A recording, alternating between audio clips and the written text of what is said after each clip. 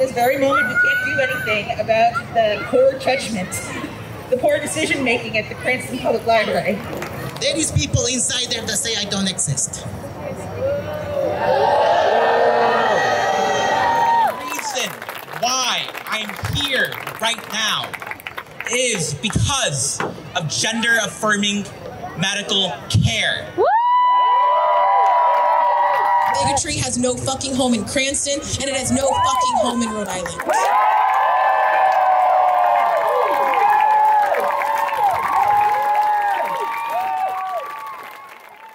Are they already there? Police are already there. I'm sure there's some protesters already there. Right. So she wanted us there before, sort of, the protesters arrived. Is that why she said get there as soon as possible? Yeah. 5 officers. I think there's probably more now. But I'm not sure. Okay. Nicole said it was like a military operation outside. I don't know what that means, but at least it sounds like they're organized. Yes. I think that's important. Yes. So we're going to be arriving around the same time as everyone else because Nicole told them all to come early because they're not letting anyone in after 6:30. It's going to be about 50 people who are on our side. Okay. People who are sane, who are at this event, and then who knows how many. What is it? What was it advertised as? It was advertised as this. Right, what your kids learn about. Kids learn about gender in school. There's a picture of me on the front with my billboard. Yeah. My definition of a dad who is a human male who protects his kids from gender ideology. Yeah, I'm just going to talk about how, in many cases, what kids are being taught in school leads them into this identity crisis of believing they're born in the wrong body and that they're the opposite gender or sex. And that for the most vulnerable kids, they then move on to the medical transition within a very short period of time, leading to irreversible harm, just because potentially they were taught something that's false by a woke teacher in school. These false teachings can lead to a child suffering irreversible harm and becoming infertile, having their sexual function destroyed as an adult. It's just brutal. We've got to get this stuff out of school. That's the head of the snake. If we can't get this out of schools, we lose this battle permanently. And to a great degree, we've already lost it because they've gotten it in schools. Now we have to get it back out. Your destination is on the left. There's like almost as many people as This is more people, I think. You think it's more?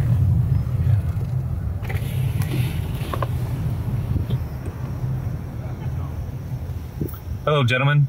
How are you? Good. I'm the main speaker tonight. Perfect. All right, we're going to take you right in over here. Okay, where would you like me to park? Yeah, you know, can we park right there, maybe? Oh, yeah, we park there. Yeah, follow me. Oh, she's leaving. You can park anywhere. Okay.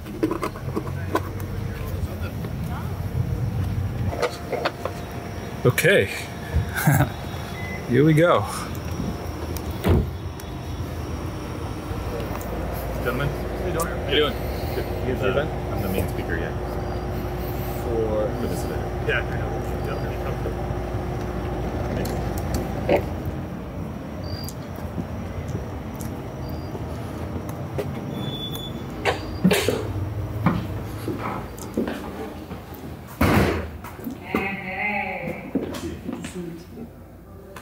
All right, you got all my stuff? Yes, I got it set up. Is it an order? Is that the I don't know if that's very ordered, but I'll figure it out. my intro video will be first. Okay.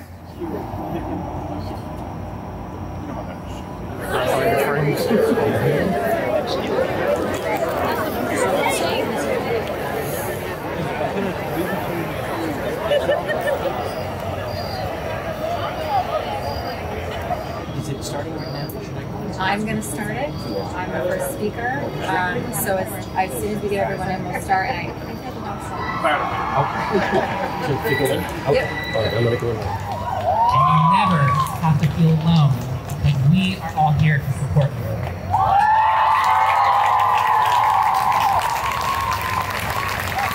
You are valued and you are loved, and no one gets to tell you who you are.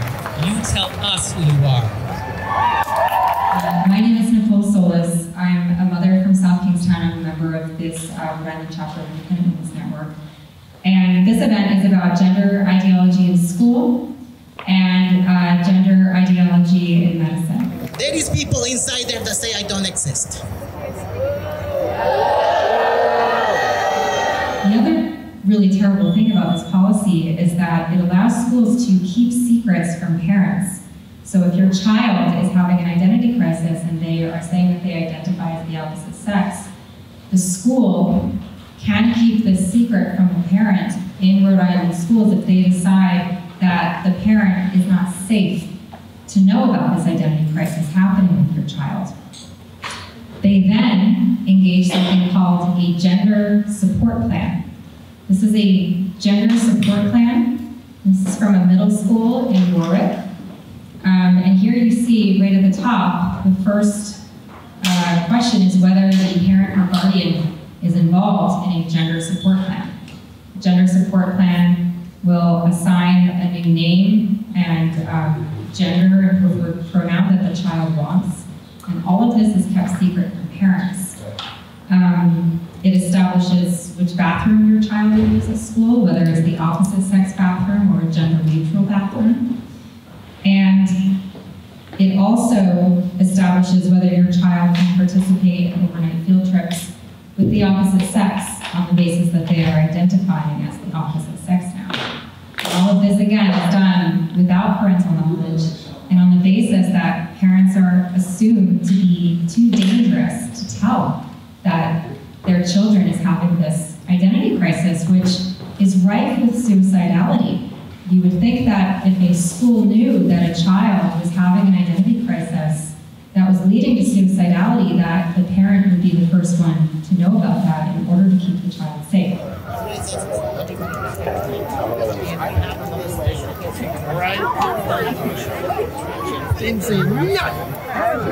The hateful misinformation campaign which speakers are disseminating tonight is making our youth less safe.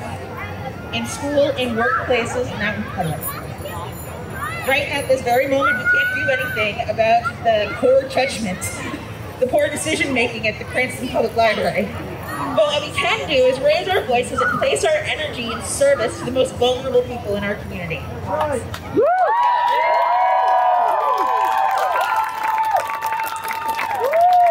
This is a crystal clear example of why we can't wait until November to make the change we want to see in the world. Come on. Organizations like from the speakers that you heard here earlier, House of Kodak, Youth Pride, Action RI, LGBTQ+ Action RI, SAGE, Women's Project, and other orgs represented here tonight stand in direct opposition to the forces that want to erase queer and trans identities, and we are out here doing that every single day. People say that I am trying to erase transgender people's existence, as if one could do such a thing. What does that mean? I say there is no such thing as a transgender child, because there isn't. There are boys, and there are girls. And that is it, just like the previous 200,000 years of our existence on this earth. That doesn't mean there aren't children who are struggling with gender distress. Gender dysphoria, probably should be called sex dysphoria, is real, and we need to help these kids. But historically, children who struggled with gender dysphoria were about 1 out of 20, 30, 40, 50,000, depending on which time bracket you look at. This was vanishingly rare. It affected mostly boys. And it started when they were really young. This would be really effeminate boys from a very young age who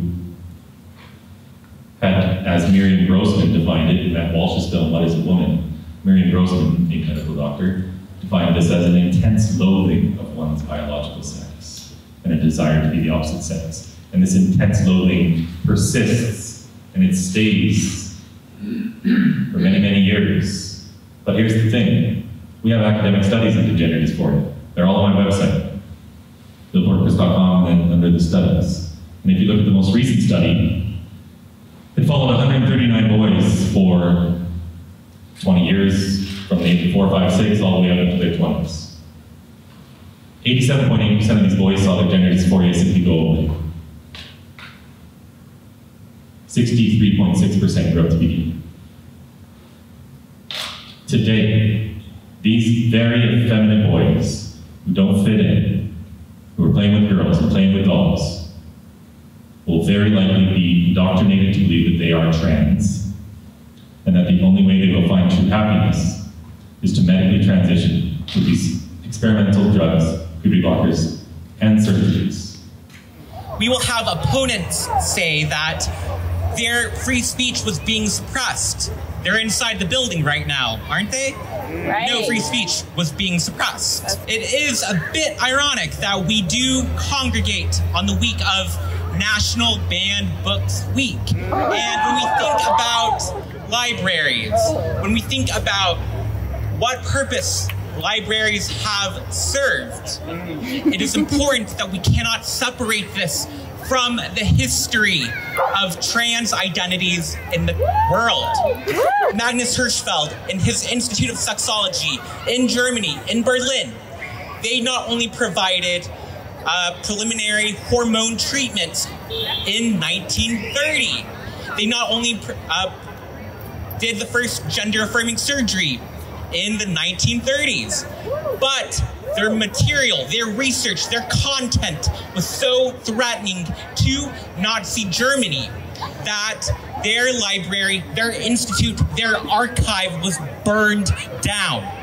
The audacity, they will say that trans youth don't exist. Well, I'm not a trans youth, but I was. And the reason why I'm here right now is because of gender-affirming medical care.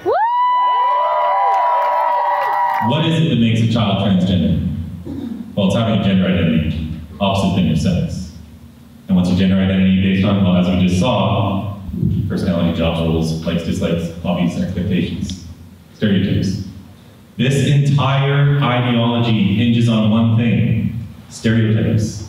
People say that's too simplistic. That's not true. I talk to the wokest of the woke when I'm not on the street. And when I'm talking to these people, I try to find some common ground, because it's not just good to bash heads with each other. If they say something, it's great to find a source of agreement so that we can actually maybe have a bit of a conversation.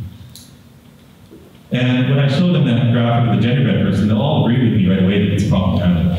That's their word, problematic. But they don't believe that that's really what gender ideology is. So I'll ask them, well, what is it then? And they never have an answer. And while their hate may seem strong to them, we know that outside of those walls, there is a bigger group of community members who are standing up and who are showing love and care for our communities, who are showing up every single day. And even when we were tired, and even when we were given a last-minute notice that this was going on, community rallied around to make sure that trans kids know, that trans adults know, that questioning youth know that they are seen and that they are loved and that they are cared for. And that bigotry has no fucking home in Cranston, and it has no fucking home in Rhode Island. We gotta get this out of schools. They are hiding the social transition of children in schools. This is where talk gets a new name and pronouns, as Nicole said. They are creating identity crises with these teachings. Then they are engaging in a psychosocial intervention with these children, having no qualifications to do so. These are psychological interventions with children from 23-year-old teachers. They are coming at this in school districts and entire states with the presumption that parents are automatically a threat to their own children. It's outrageous. They're already mandatory reporters. If they think child abuse is going on, they are already obligated to report it to the authorities. But on this issue, they come at it with the assumption that every parent is automatically a threat to their own child, and that they know better, that this social worker who's known the kid for 2 hours knows this child better. And half these kids have autism. They have other things going on. They're going to these queer straight lions clubs in school where they're being indoctrinated to believe they're born in the wrong body. And then these schools are hiding from parents for months. So we got to put a stop to that. But mostly, we just have to have truthful conversations about what's going on. We have to stop being afraid. Because these people out here don't want us to talk. Why aren't we allowed to talk? Why can't we have a conversation about such an important issue?